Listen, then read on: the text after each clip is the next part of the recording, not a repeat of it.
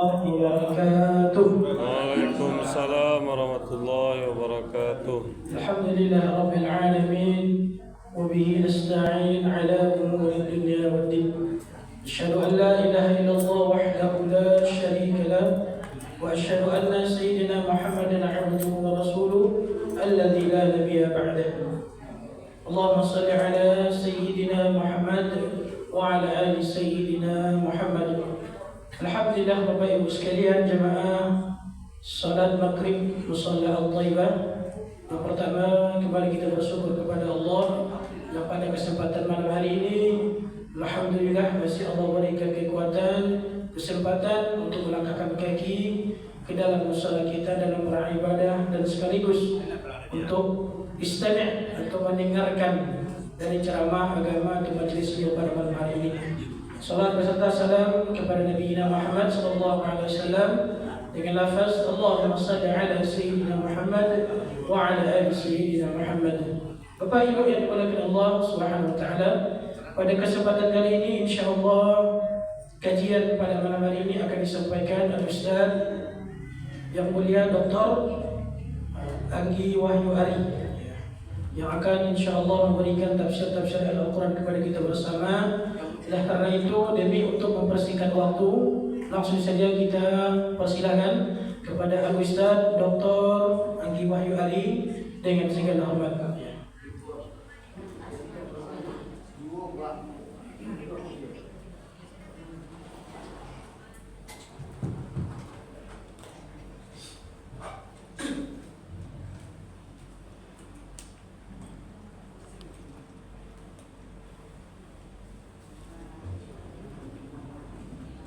Bismillahirrahmanirrahim.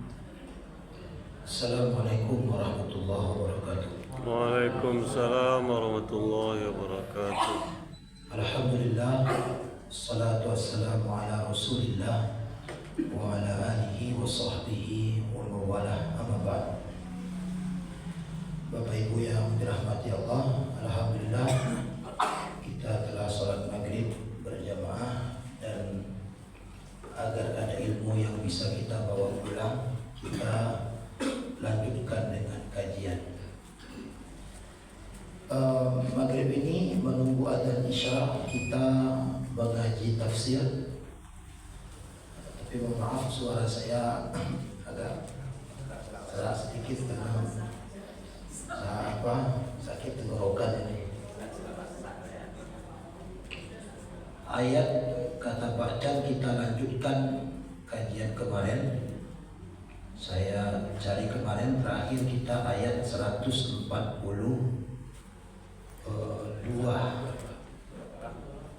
Al-Baqarah 142.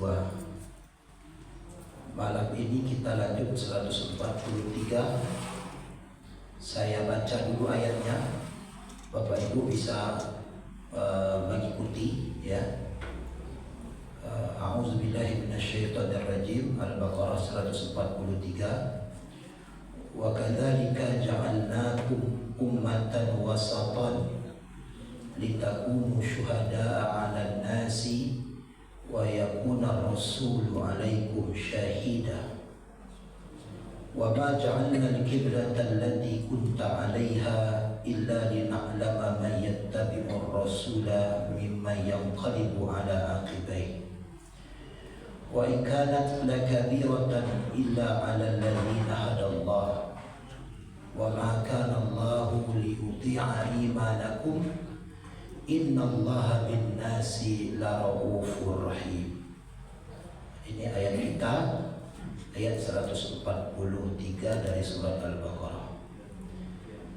Saya terjemahkan dulu ayat ini, kemudian kita ambil poin-poinnya, kemudian baru kita tafsirkan ayat ini lebih dalam. Kita terjemahkan dulu ayat ini.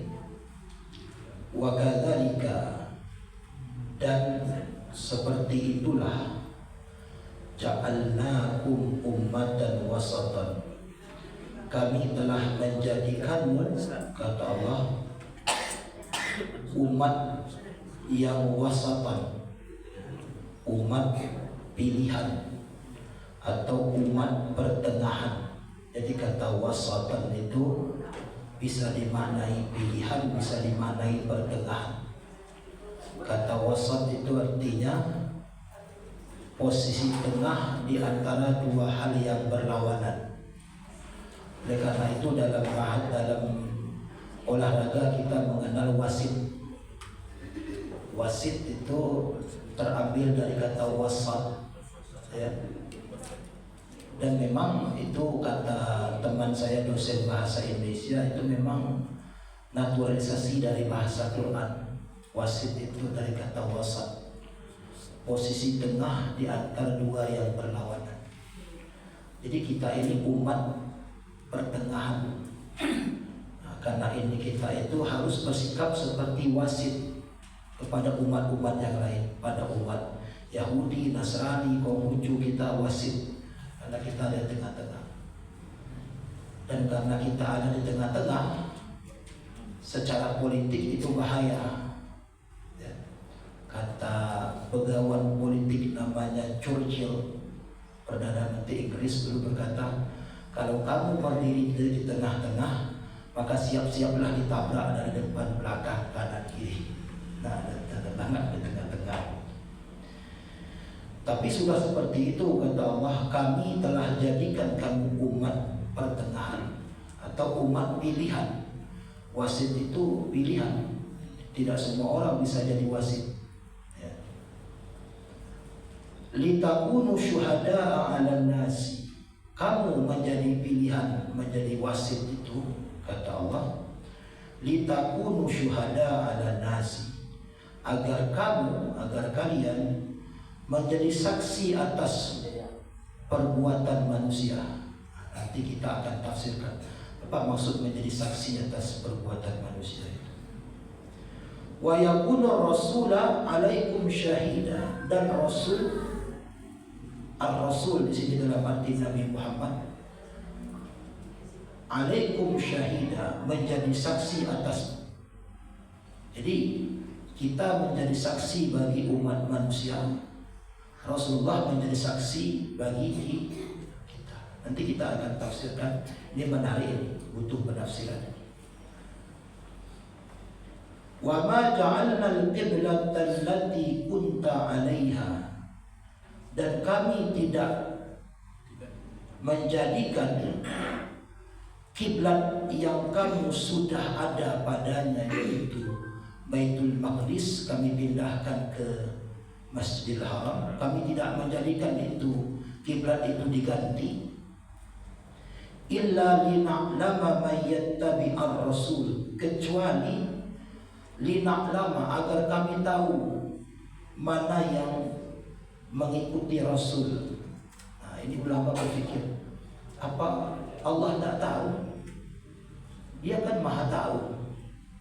Dia tahu masa depan, dia tahu masa lalu, dia tahu. Tapi kok dia berkata di sini agar kami tahu, agar supaya kami tahu. Nah, ini kita akan tafsirkan. Yang menarik juga ayat ini. Kenapa Allah harus tahu? Dia kan sudah tahu. Ya.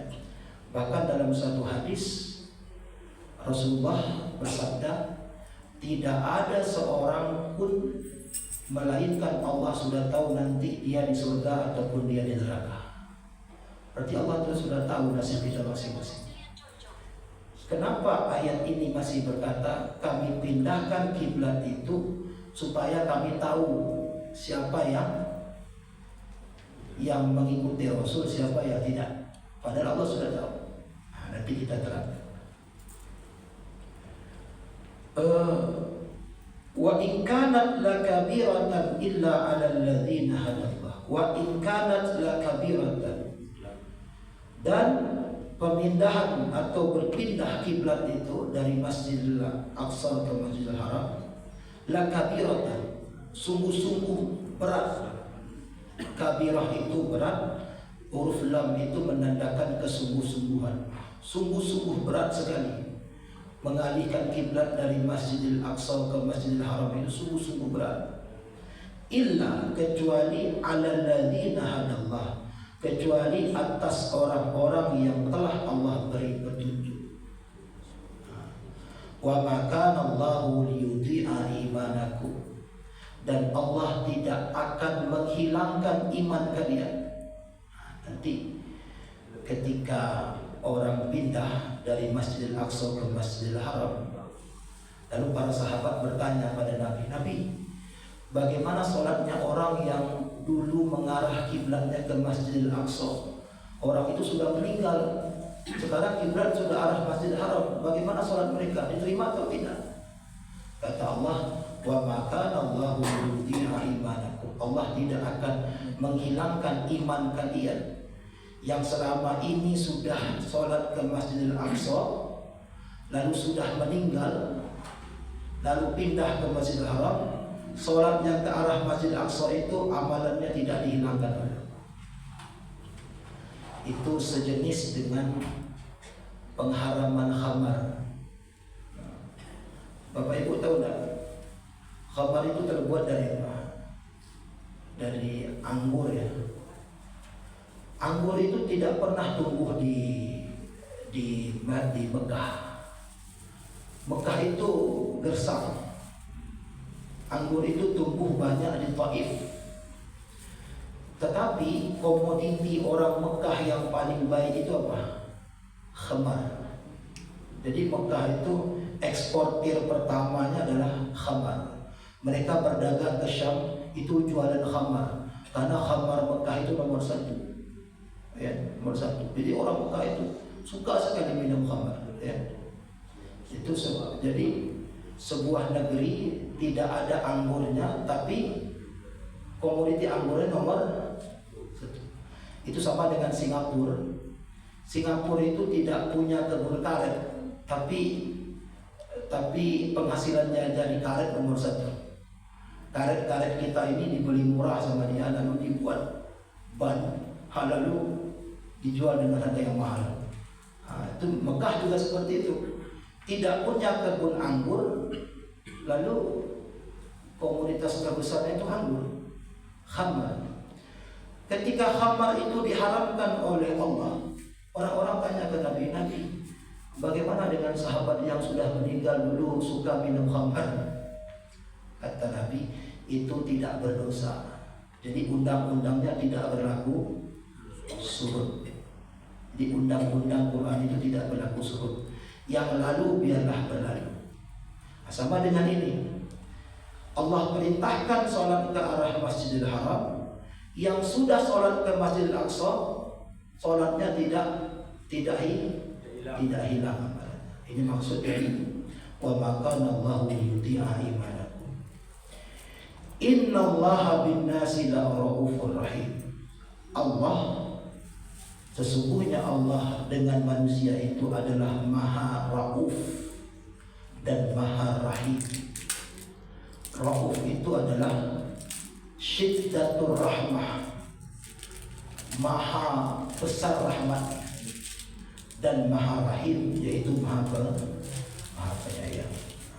Ini terjemahan kasar dari ayat kita ya. Mudah-mudahan dengan terjemahan kasar ini sudah ada bayangannya ya. Sekarang kita masuk kepada tafsir. Tafsir itu artinya pemahaman yang lebih dalam dari ayat ini. Kalau tadi cuma sekedar terjemahan saja, kasarnya saja, sekarang kita masuk pada pemahaman yang lebih dalam. Saya minum dulu.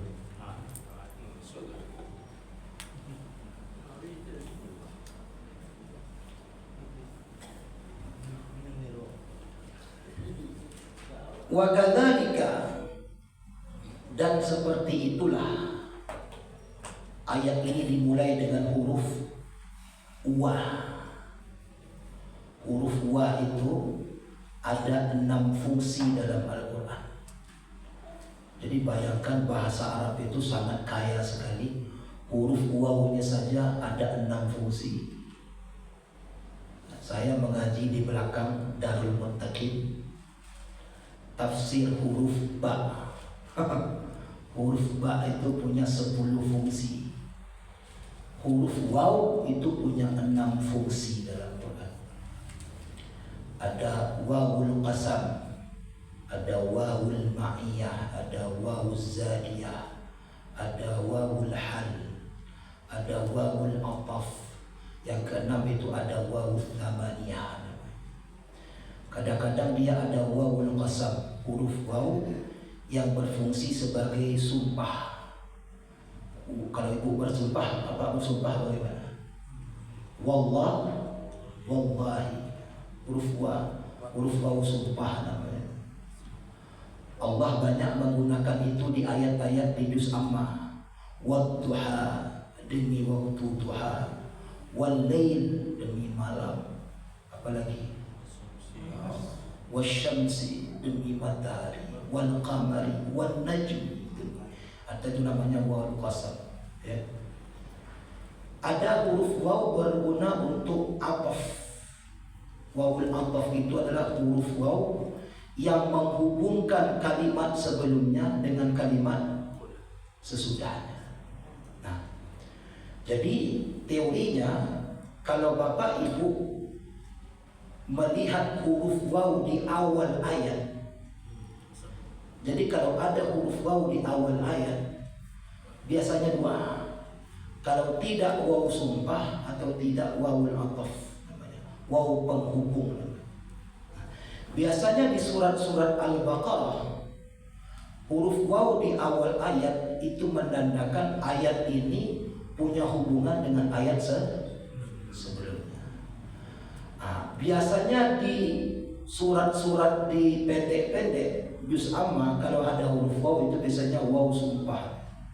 Tapi kalau surat-surat yang panjang-panjang, biasanya kalau ada huruf waw di awal ayat, tandanya ayat itu punya hubungan dengan ayat sebelumnya. Itu cara memahami teori memahami Quran begitu. Lihatlah di Al-Baqarah ini kalau ada huruf waw pasti huruf ayat itu berhubungan dengan ayat sebelumnya. Nah, ayat kita ini dimulai dengan huruf waw. Berarti ayat ini punya hubungan dengan ayat sebelumnya. Ayat sebelumnya orang-orang Yahudi mengatakan orang-orang Muslim itu kok bodoh ya. Sudah bagus mengarah ke Baitul Maqdis, kok mengarah ke Makkah lagi, ke Ka'bah lagi, bodoh orang itu. Nah, kata Allah, umat Islam itu tidak bodoh, mereka umat pilihan. Jadi ayat ini adalah bantahan dari orang-orang Yahudi yang mengatakan kita ini orang-orang bodoh, orang-orang bingung. Nah, makanya huruf waw ada hubungan antara ayat sebelumnya. Wa kadzalika, dan seperti itulah.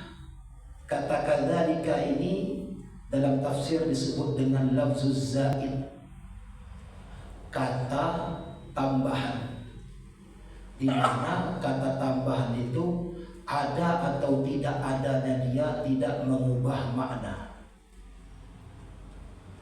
Coba saya kasih contoh. Dan seperti itulah saya pergi ke pasar. Dan saya pergi ke pasar. Beda nggak? Sama aja. Intinya pergi ke pasar. Jadi ada kata seperti itulah, tidak ada kata seperti itulah, tetap maknanya pergi ke pasar.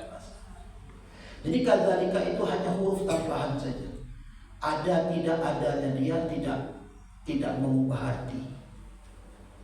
Lalu Bapak Ibu tanya, kenapa mesti ada huruf tambahan? Apa gunanya?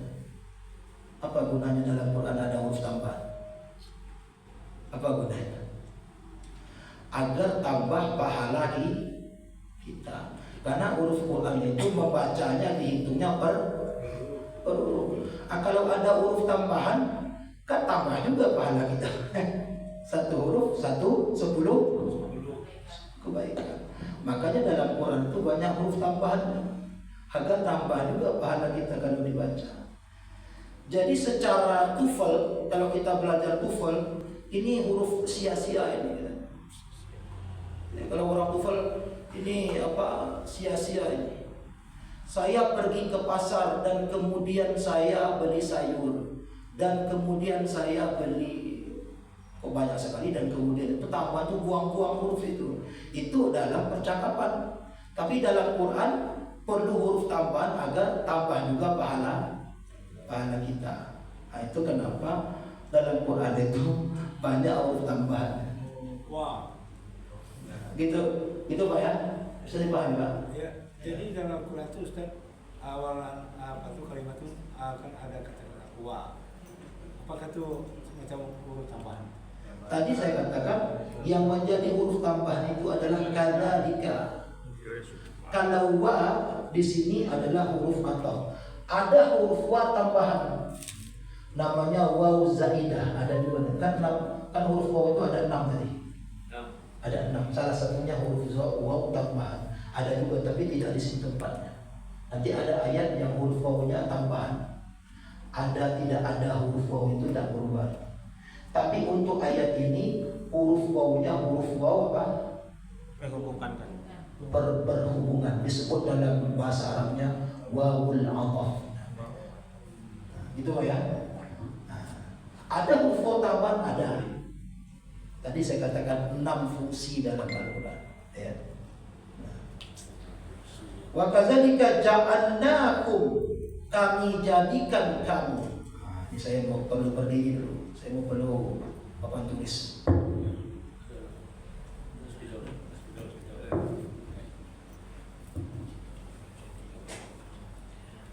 Wa kadzalika ja'alnakum.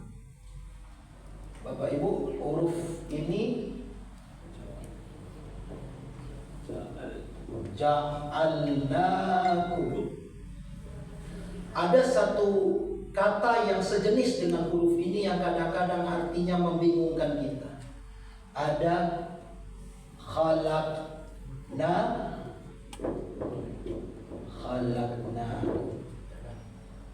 Apa bedanya? Oke. Ini menciptakan, ini menjadikan. Ya. Ini terambil dari kata ja'ala. Ini terambil dari kata ini bisa dilakukan oleh manusia, bisa dilakukan oleh Allah. Tapi khalaqa ini hanya bisa dilakukan oleh Allah. Itu beda pertamanya. Jadi manusia bisa juga membuat ja'alan, wa ja'alnakum bisa juga manusia. Tapi manusia tidak bisa membuat khalaqnakum. Allah bisa berbuat khalaqnakum, bisa berbuat ja'alnakum. Ini menjadikan ini dari ada menjadi ada. Kalau khalaqnakum ini dari tidak ada menjadi ada. Itu beda. Ja'alnakum ini dari ada menjadi ada. Ini musalah kalimah ini siapa yang membuat ini? Ya, manusia kan? Dari ada menjadi ada. Ada batu, ada kayu, ada semen, ada kerikil, ada air, ada besi. Jadi musalah. Meja ini dari ada menjadi ada. Ada kayu, ada cat, ada paku, ada triplek, jadi meja. Itu jangan. Kalau khalaqa ini dari tidak ada, simsalabim tidak ada, jadi ada. Tuh itu. Dan berapa bedanya itu? 2. Ja'ala ini dan khalaqa ini. Kalau khalaqa ini ada contohnya. Maaf. Kalau khalaqa ini mencipta tidak ada contohnya. Kalau ja'ala ini ada contohnya. Itu yang ketiga. Ya. Ayat keempat, ini penekanan dalam ayat ini. Kenapa saya harus bandingkan? Kalau khalaqa ini, kalau Bapak Ibu bertemu dalam Quran kata khalaqa, Allah kami khalaqna, itu titik beratnya ada pada kehebatannya. Jadi khalaqa ini ada pada kehebatan. Hebat tak? Dari tidak ada menjadi. Kalau ja'alna ini ada pada manfaat.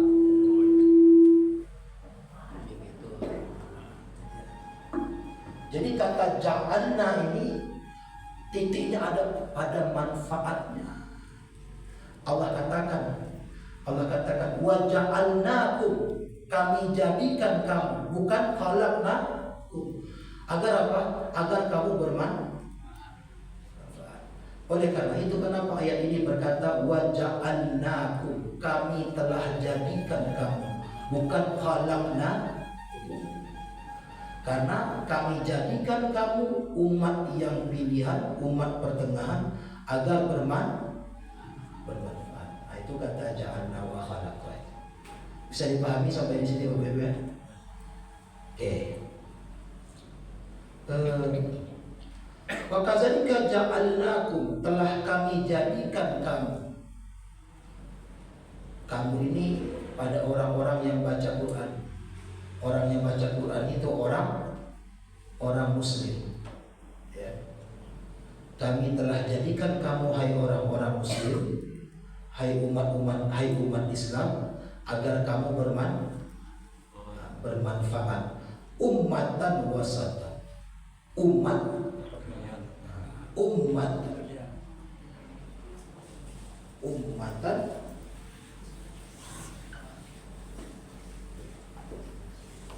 Ini harus dicatat satu-satu ya. Ini biar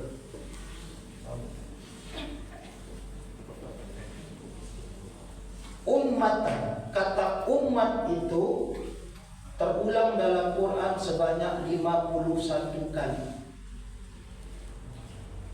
Jadi kata ummatun berapa kali? 51 kali dalam Quran ada kata umat dengan 9 makna yang berbeda-beda. Nah, jadi dalam Quran itu kata yang sama bisa jadi punya makna yang berbeda. Dalam bahasa Indonesia juga begitu. Kursi apa kan arti kursi? Tempat duduk. Ada mana lain? Nah, orang habis pemilu, lain dapat kursi tadi. Alhamdulillah dapat kursi yang bawah. Ya. Tempat duduk. Dapat. Ya. Ada juga Allah punya kursi. Apa arti kursi? Kekuasaan. Kursi itu banyak. Nah, umat ini banyak juga artinya. Dari 51 kata umat ini dalam Al-Quran, dia punya 9 makna. Di antaranya itu yang paling mencengangkan itu ternyata umat itu juga berarti Ibrahim. Ibrahim itu umat. Bapak Ibu boleh buka di Quran surat An-Nahl ayat 120. Di situ dikatakan inna Ibrahim kana ummah. Ibrahim itu umat. Jadi Nabi Ibrahim itu namanya umat. Lalu ulama berpikir, kenapa Ibrahim namanya umat? Kata ulama, saking banyaknya sifat-sifat baik dalam Ibrahim itu, kalau dibagi ke satu umat dapat semua. Satu umat itu berapa orang? Banyak ya. Ibrahim itu disebut umat karena dalam dirinya banyak kebaikan. Kalau dibagi ke semua umat dapat. Bapak dapat jujurnya, bapak dapat tertawanya, bapak dapat sabarnya, bapak dapat apa lagi? Setianya, bapak dapat ramahnya, bapak dapat keberaniannya, bapak dapat ketaatannya, dapat kegantengannya, dapat. Oh, semua dapat. Lagi itu ganteng dah. Nabi Yusuf. Saya mau pergi ke situ nanti ya.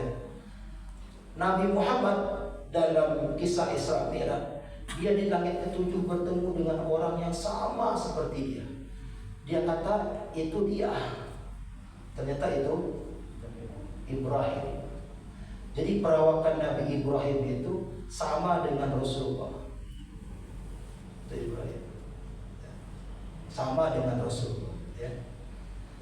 Kita masuk pada pertanyaan Bapak tadi. Lebih ganteng mana? Rasulullah atau Nabi Yusuf? Rasulullah. Lebih ganteng mana coba? Kata ulama, tidak semua orang yang ganteng itu berwibawa. Benar atau tidak? Nabi Yusuf ganteng tapi tidak ada wibawanya. Apa dalilnya? bajunya ditarik oleh Zulaikha.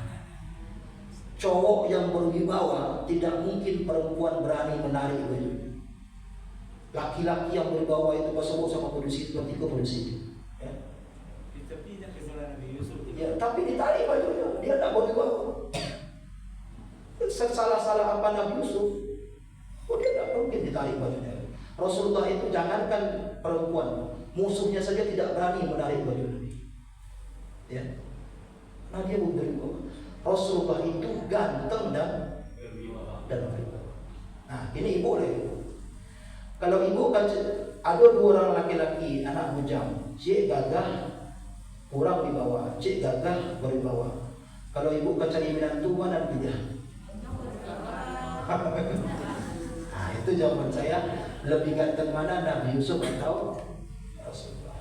Nabi Yusuf itu ganteng, tapi wibawanya kurang. Oke, baik. Itu Ibrahim. Ada juga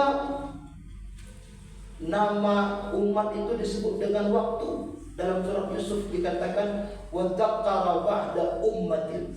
Itu waktu. Jadi umat itu punya arti waktu. Nah, umat itu dalam ayat ini adalah umat Nabi Muhammad.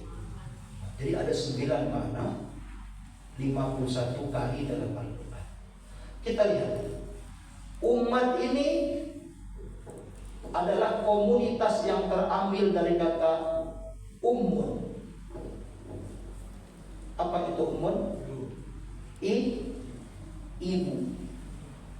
Orang yang sah ibu baru sana atau enggak? Baru sana. Kalaupun baca cakaknya cabai-cabai dulu. Ya. Jadi umat itu disebut, komunitas sesuatu disebut dengan umat kalau dia sudah sama-sama merasa bersaudara, kuat persatuannya. Kalau berbaca sahabat Nabi dari 3 hari itu kawannya, itu umat.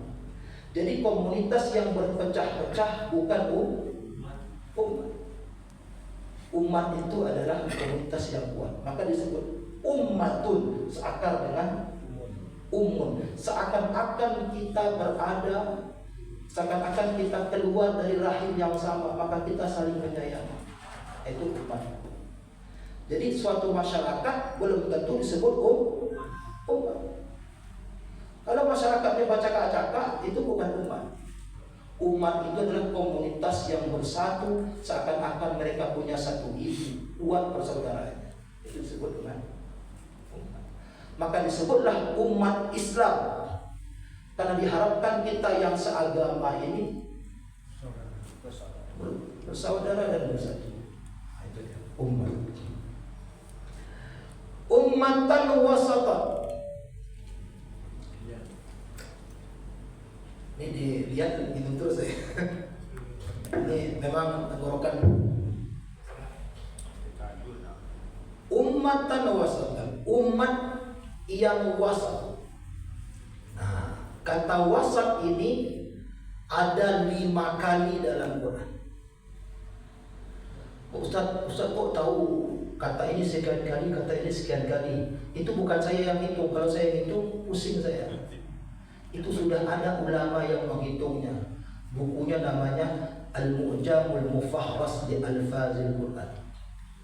Luar biasa ulama itu. Kata ini sekian kali, kata ini sekian kali, kata ini sekian kali. Dan ternyata yang paling banyak kata apa? Kata Allah. Yang paling banyak muncul dalam Quran itu kata Allah. Berapa kali? 2698 kali. 2698 kali. Dari kata-kata Quran ini semua yang paling banyak kata Allah.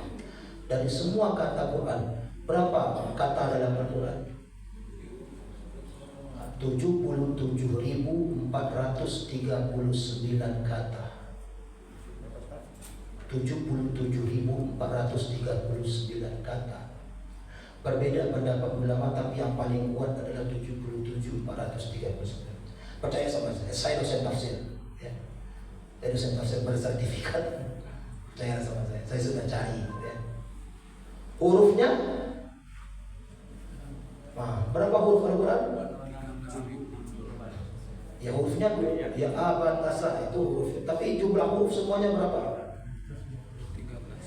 340.740 huruf menurut ulama selain ulama Basrah.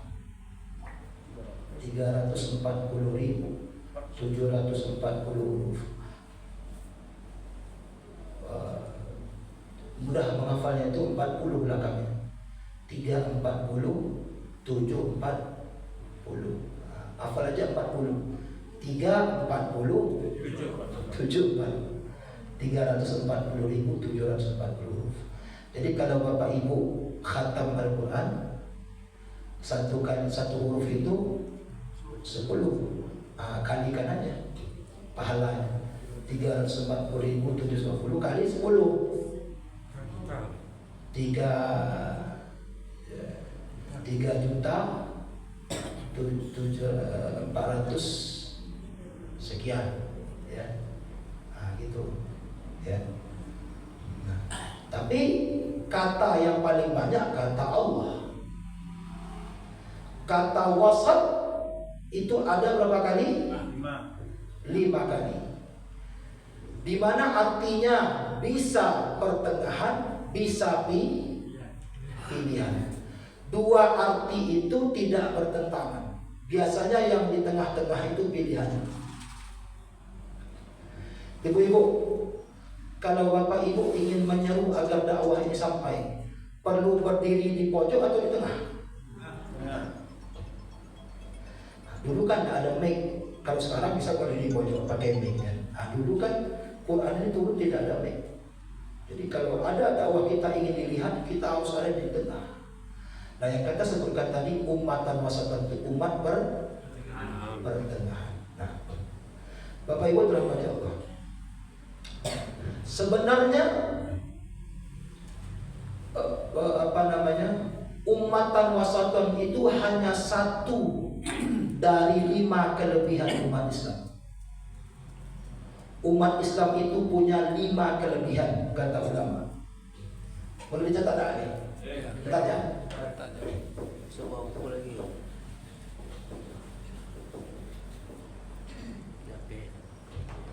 Kata ulama 5 kelebihan umat Islam, 5 keutamaan keutamaan umat Islam. Saya tulis bahasa Indonesia saja ya. Yang pertama itu umat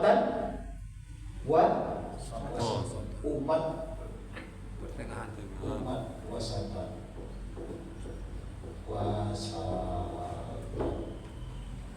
Yang kedua, kelebihan umat Islam itu adalah raf'ul atau hilangnya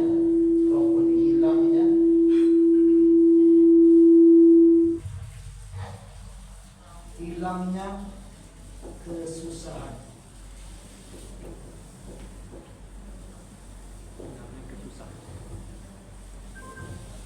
Umat Islam ini kesusahannya hilang. Jadi kita itu diberi oleh Allah sesuatu yang tidak berat-berat. Saya kasih contoh Bapak. Ini kata orang-orang, kata ulama-ulama tafsir. Ulama-ulama dulu, orang umat dulu itu kesusahannya tinggi sekali. Kalau dia menggunjing orang, bagaimana cara dia minta maaf kepada Allah? Digunting lidahnya.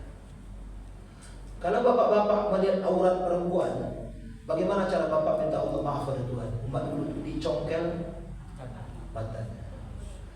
Umat Islam kalau bergunjing, bagaimana cara minta maaf pada Allah? Istighfar, selesai.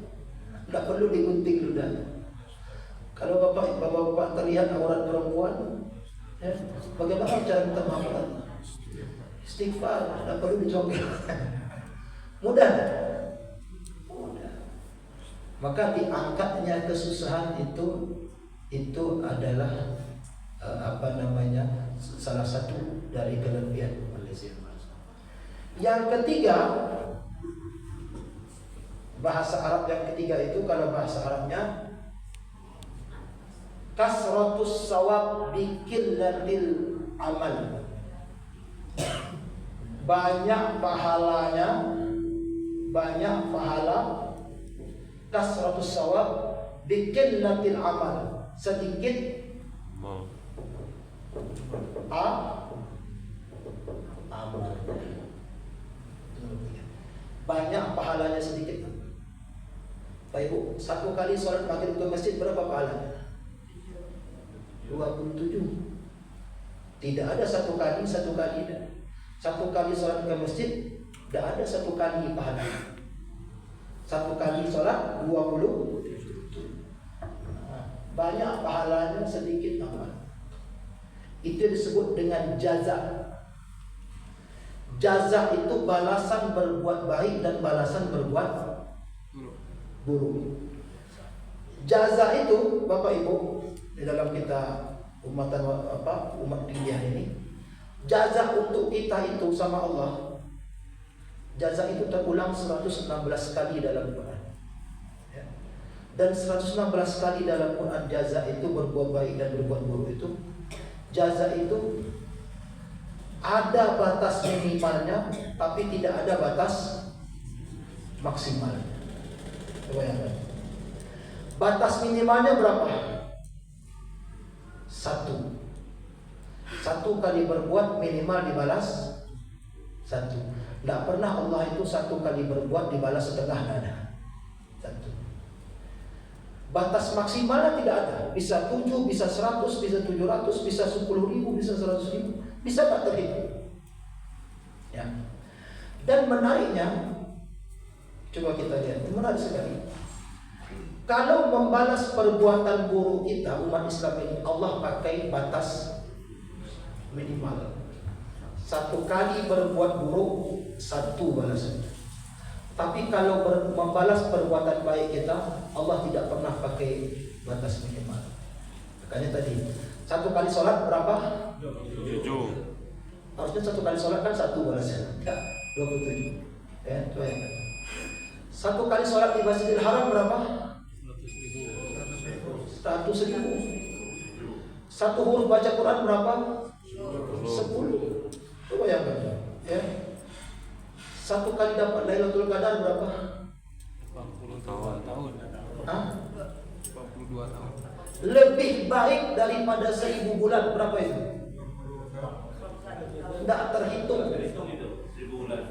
Dia bukan 1000 bulan, Pak. Lebih baik, berarti tidak kan? Tidak terhitung. Itu umat Islam itu. Banyak pahalanya, sedikit amalnya.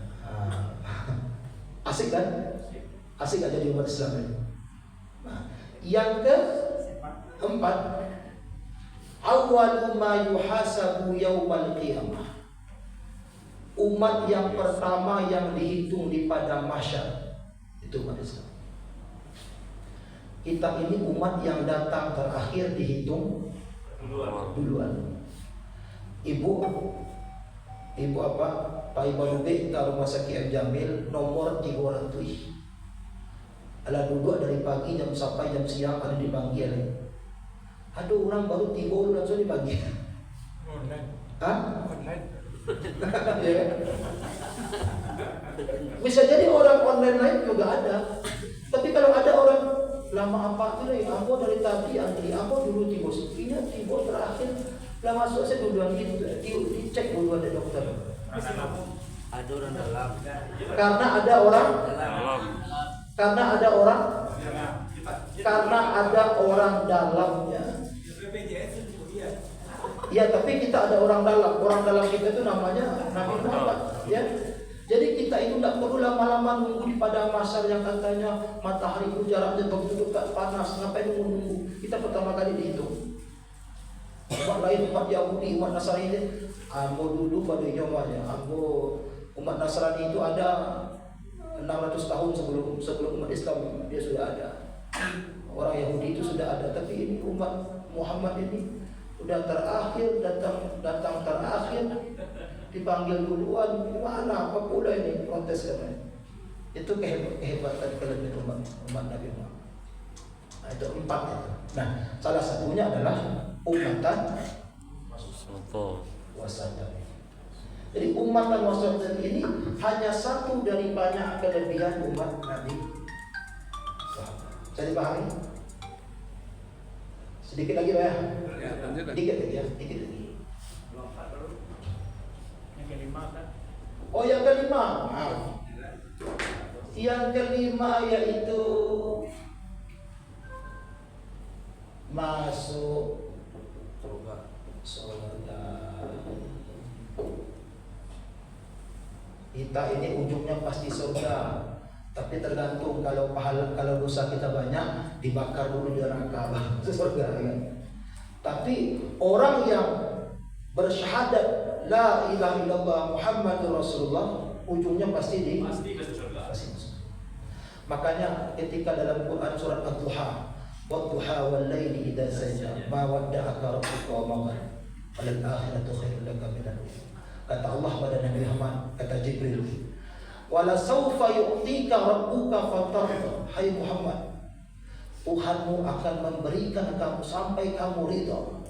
Nabi Muhammad ngomong kepada malaikat Jibril, Jibril, tolong sampaikan kepada Allah, kalau benar dia memberikan aku sesuatu sampai aku ridha, aku tidak akan ridha sampai semua umatku masuk surga.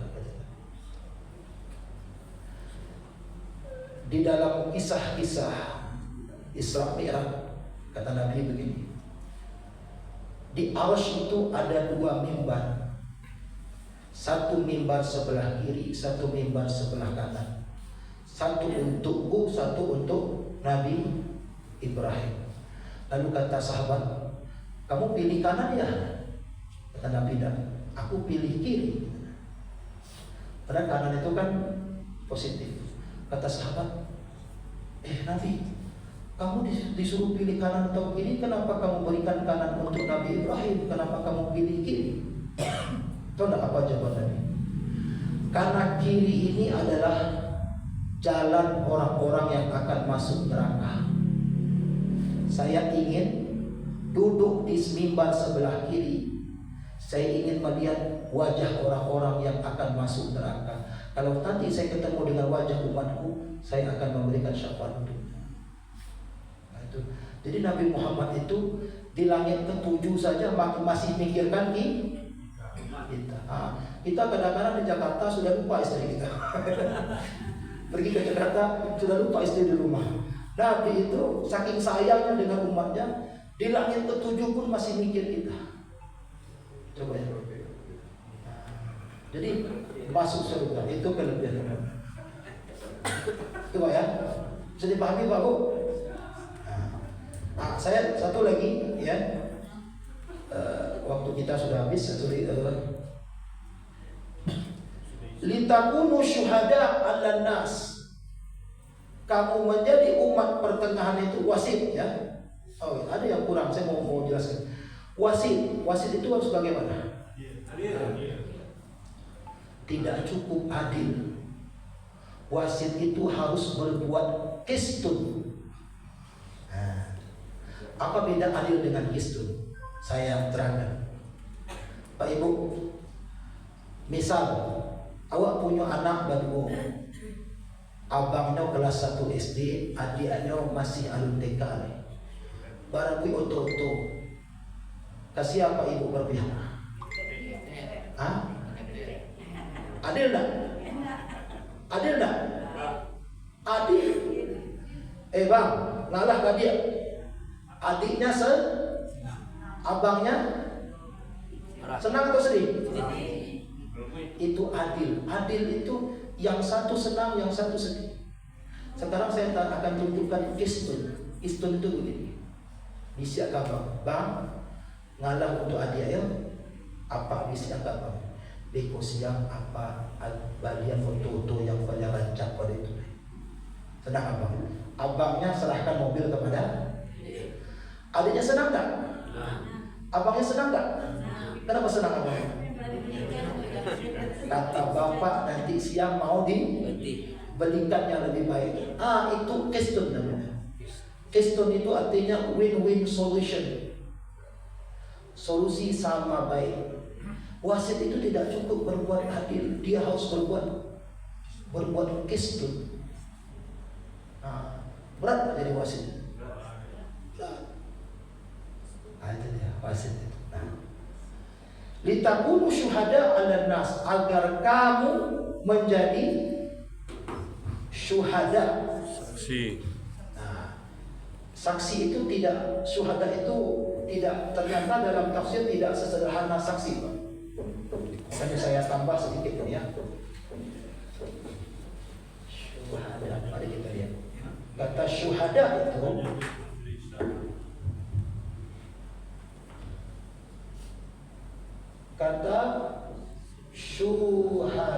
itu ya. Syuhada ya. Ini jamak daripada syahid.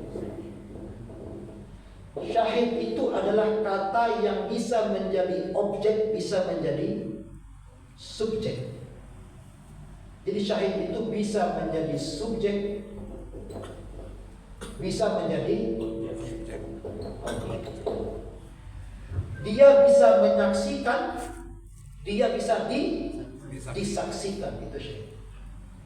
Jadi syuhada itu agar kamu menjadi saksi bagi manusia dan manusia pun menyaksikan kamu. Karena kita umat wasatan, kita disaksikan oleh manusia, oleh karena itu kita harus jadi orang teladan. Umat lain itu mencontoh kita, dia menyaksikan kita. Kita itu contoh bagi umat lain. Itu kalau dia menjadi subjek. Kita menyaksikan orang lain perbuatan, oleh karena itu kita menjadi objek. Di dunia kita menjadi contoh, di akhirat kita menjadi saksi. Jadi di dunia kita dilihat orang, di akhirat kita menjadi saksi bagi perbuatan orang. Gitu ya. Rasulullah juga begitu.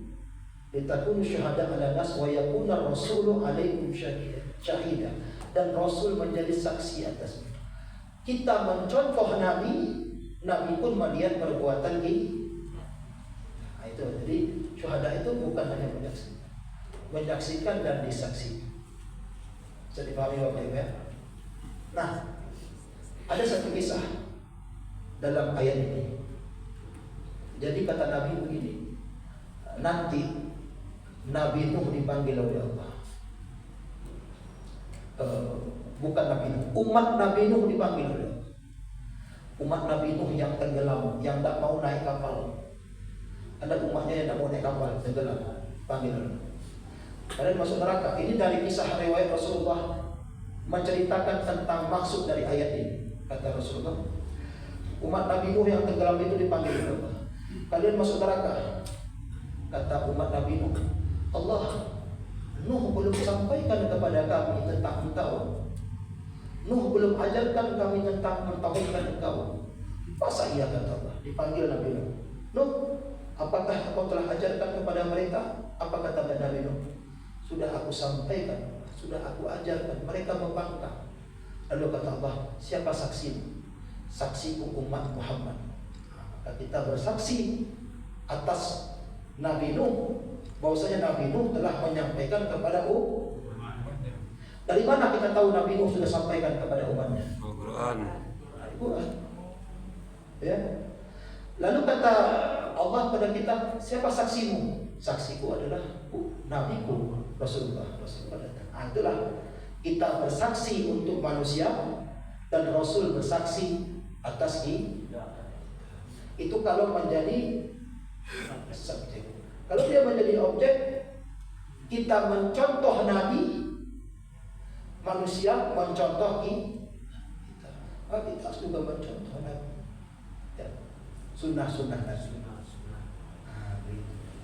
Tapi masalahnya, Pak, ada sunnah yang bisa kita contoh, ada sunnah yang tidak boleh kita contoh. Tidak semua sunnah Nabi itu bisa kita contoh. Nabi itu punya privilege. Dia punya, misalnya Nabi menikahi 13 orang perempuan. Nah, mau contoh? Ya. Oh, saya ikut sunnah Nabi, apa tuh? Istrinya 13, itu kan sunnah Nabi. Tidak boleh itu, ya. Itu hak dia, privilege. Misalnya Nabi menikahi Aisyah di umur 6 tahun. Tak boleh itu. Makanya dulu ada Syekh Puji. Saya tahu itu karena saya saksi ahlinya saat itu. Saya waktu kuliah di Jakarta saksi ahli Syekh Puji waktu. Bukan saksi ahli Syekh Puji, saksi ahli kejaksaan. Kata Syekh Puji apa? Saya dulu. Kenapa kamu menikahi anak di bawah umur? Saya ikut sunnah Nabi. Lalu kata jaksa kepada saya, gimana saudara ahli? Kata tersangka dia ikut sunnah Nabi. Bagaimana itu? Saya bawa aja. Ya itu kan Nabi, dia siapa? Kan? Tidak semua bisa. Nabi sering sekali dia sholat tahajud, setelah sholat tahajud dia tidur, setelah tidur dia bangun, tidak, dia sholat subuh tidak wudu lagi. Lalu sahabat contoh juga, sahabat sholat tahajud di masjid tidur, lalu sholat subuh tidak wudu. Kata Nabi, kamu wudu lagi. Kata sahabat, ya Rasulullah, kau kan juga tidak wudu. Kata Nabi, aku Nabi, mataku tertidur, hatiku tidak. Engkau siapa? Kata Nabi. Tidak boleh. Jadi memang ada sunnah-sunnah Nabi yang boleh. Itulah kita masuk dari kita kuno syuhada. Wa yakuna rasulu alaikum syahid. Saya kira itu dulu ya Bapak ya. Jabatan wasit tadi itu sama dengan hakim itu. Jabatan hakim dengan wasit itu sama. Berbeda. Iya, wasit di dalam bahasa Indonesia dia berada di tengah dan memberi keputusan. Jadi bahasa Indonesia ketika dialihkan ke bahasa Arab itu dia tidak selamanya sama. Sedangkan hakim dia memberikan keputusan. Sama dengan fitnah. Fitnah dalam bahasa Indonesia itu tidak sama dengan fitnah dalam bahasa Arab. Ya, berbeda. Baik. Saja ya. Ada kata-kata jaza tadi. Pernah saya baca di surat Al-Rahman. Ya. Al-Rahman itu. Turut saya ini nanti sekarang dia hafal. Saya hafal ya. Hal jazaa'ul ihsani ila ihsan. Kira sesuatu kebaikan kembali kepada kebaikan. Sedikit Pak ya. Jaza itu tadi berapa kali terulang dalam Quran? 116 kali. Dari 116 kali itu 42 kali bicara tentang jaza berbuat baik. 49 kali bicara tentang jaza berbuat jahat. 25 kali bicara tentang jaza dalam artian umum. Terkait dengan Bapak tadi, ulama memberikan kaidahnya. Bunyi kaidahnya adalah al-jaza min jinsiyatil amal. Balasan itu sejenis dengan amalannya.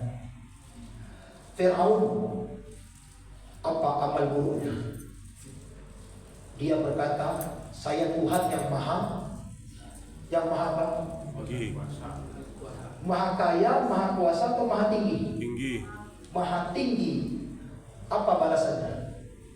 Ditenggelamkan oleh Allah ke laut. Laut itu paling dasar. Jadi yang mengaku maha tinggi dibuat paling rendah oleh Allah.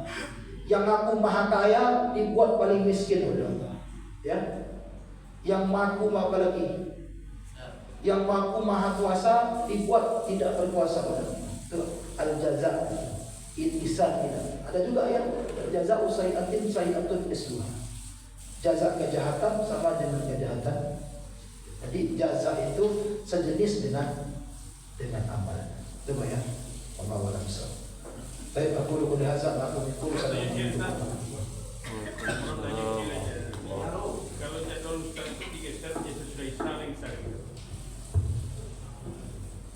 Bukan hari ini, tapi jadwal yang sama. Tapi Nabi kita setelah Isya. Iya, setelah Nabi. Saya di Al-Qadar tafsir memang setelah Isya. Buku ketua